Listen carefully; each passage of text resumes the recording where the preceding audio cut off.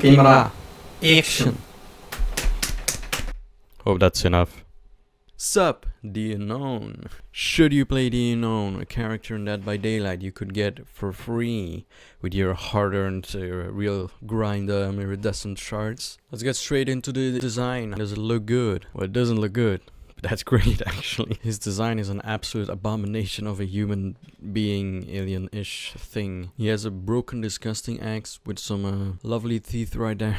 His neck all turned around and his limbs not in the right place. Everything that's not supposed to be human trying to be human, which is great. It's absolutely terrifying. If you go listen to the chase music, you know, it has a picture of the Dead by Daylight, All Things Wicked chapter. It's so beautiful. It really, it's a great design, I think. You have the girly pop, I don't know her name, I'm sorry. In a theater seat, I guess. With the unknown right behind her. It's like kind of in the shadows, you can still see it, and it's absolutely terrifying. It's real scary, so if you're looking for a scary killer, you're already on the great path of playing the unknown. In terms of scary, yes, very good. Does it look good? No, but that's also kind of a good thing. I feel like this is more what a killer should be in Dead by Daylight, or just in any game. Well, not always the same design. As compared to like the Houndmaster, she's just pretty much a human being with a dog. So this is not a human being trying to be a human being. You can definitely tell it ain't a human being. It looks disgusting, and it's great.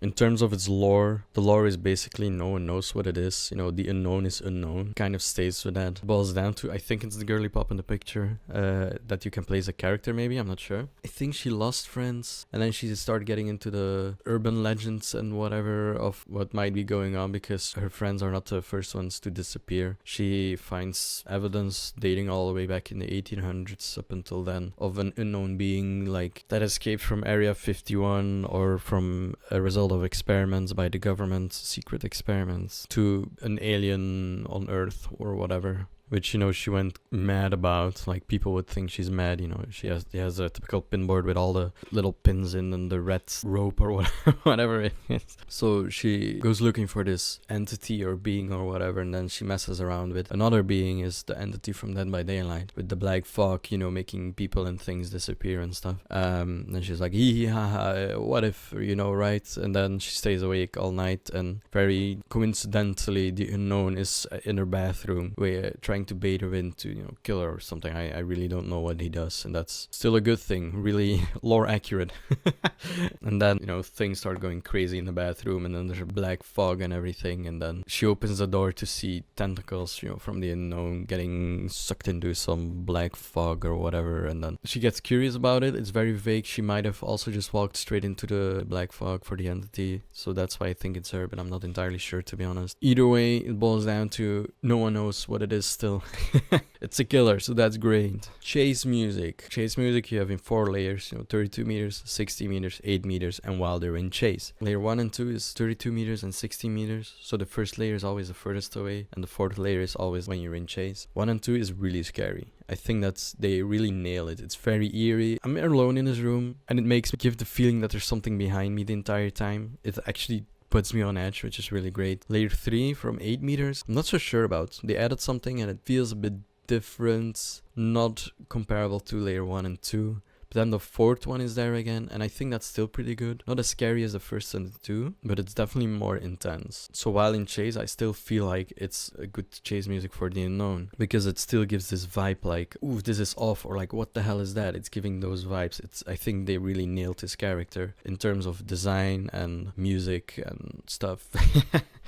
So his power, he has a tentacle thing that comes from his stomach. So his stomach opens up and has a tentacle and can shoot something that bounces off the first thing it hits, and then it does a little explosion. You can mark someone. The survivor can get this mark off of them by watching you, so you have to get out of sight as much as you can, and if you hit them again with that, you could injure them, and if they are already injured and marked, you can down them. It's very difficult to hit. I think it's more of a guessing game for me usually, so I feel like that power holds you back a little bit more than it should. If you use it too much, I feel like you could lose more games than if you just wouldn't use it. Then his passive, I call it a passive. He can leave his body sort of behind up until 4 of them, and then each time you get a 5th, the first one goes away again, so there's always 4. But you can teleport to them every now and then, which is really handy. You could really try to strategically place them somewhere, teleport to them to catch other survivors off guard and stuff. Survivors can delete these. You won't know them when they're interacting with them, but if you teleport to them, they could be like all up in your face and could actually jump scare you more than them. It's pretty difficult to interact with a survivor that's interacting with it when you teleport to it, because usually I just get jump scared.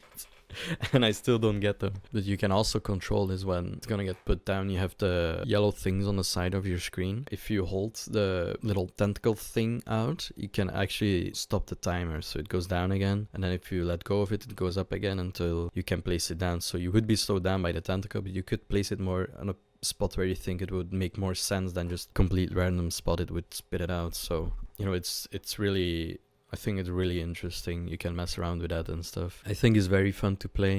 You know, his teleportation ability is really cool. His tentacle is, it's alright. It could still be really fun. You can have some nice shots, but very difficult. It's very easy to dodge as well. To play against, I would also say it's pretty fun. Because, you know, it's a very scary killer. You don't want him on your back. You don't know, is he gonna teleport to you or not? If there's like this body around, I don't know what to call it. You know, you're gonna want to try and dodge the little thingy, and if he hits you, you have to stare him down while also not running into obstacles because you can't see in front of you. So my overall thoughts, should you play him? I think it's definitely worth a shot. I think he's one of the most well-designed killers in the game, as in terms of being scary, because it's a horror game. It's very important for me that the characters, you know, if you're playing the horror side, that they're very scary and intense. Are the survivors going to be scared of you when they're playing against you? Isn't it just another competitive game? It's like you can actually try and jump scare them, make the game more intense for them. So it's not just a strategic chess game, it's an actual more horror game. I think The Unknown does that really well. But again, it's my opinion. If you buy him and you don't like him,